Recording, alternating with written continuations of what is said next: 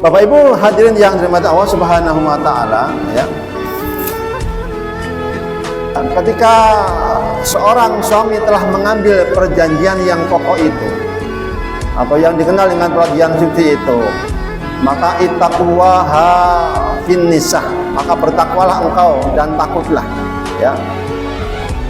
Dan takutlah engkau kepada Allah atas amanah kehadiran dirinya seorang istri yang telah kamu nikahi ini akan menjadi kokoh, akan menjadi suci ketika ahad tali janji itu, ya, akan apa? Sudah disimpulkan, ya, sudah diikat oleh seorang penghulu atau seorang naib atau seorang lebih, ya.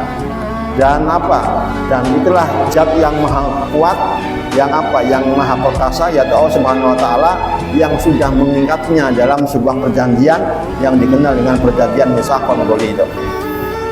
Bapak Ibu hadirin yang dirahmati Allah Subhanahu wa taala, maka dalam beberapa ayat yang lain perjanjian Mitsaqul Ghalidh juga dilakukan apa? Oleh para nabi dan rasul. Ya, ketika para nabi dan rasul diberikan tugas berdakwah, menyampaikan risalah agama Allah, maka para nabi dan rasul juga itu melakukan sebuah perjanjian yang dikenal juga dengan perjanjian yang agung, perjanjian Mitsaqul Ghalidh. Dan dalam keberjalanannya para nabi dan rasul itu apa? Amanah dalam menjalankan janjinya untuk menyebarkan agama Allah ini. Ya. Kita tidak akan pernah menjumpai seorang nabi yang durhaka kepada Allah. Maka setiap nabi dan rasul yang ditugasi oleh Allah untuk menyampaikan amanah yang besar, amanah yang agung ini, ya, maka tidak ada satupun para nabi dan rasul apa yang mengingkari janjinya atas janji agung yang dia ucapkan kepada Allah Subhanahu wa taala.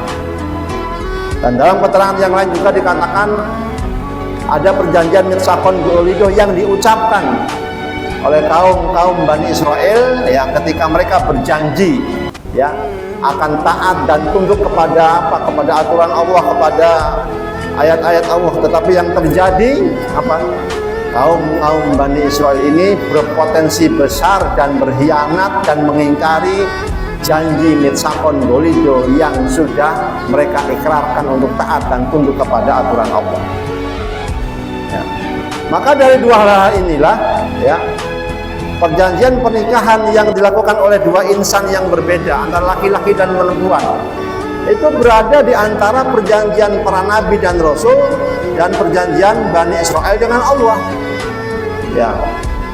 Maka ketika seorang yang berumah tangga, pasangan rumah tangga, suami dan istri, yang dia membawa rumah tangganya dalam rangka untuk mencari ridhonya Allah dan tidak berkhianat atas janjinya kepada Allah, maka sejatinya rumah tangga itu laksana para nabi dan rasul yang apa? Yang potensi berkhianat itu tidak ada.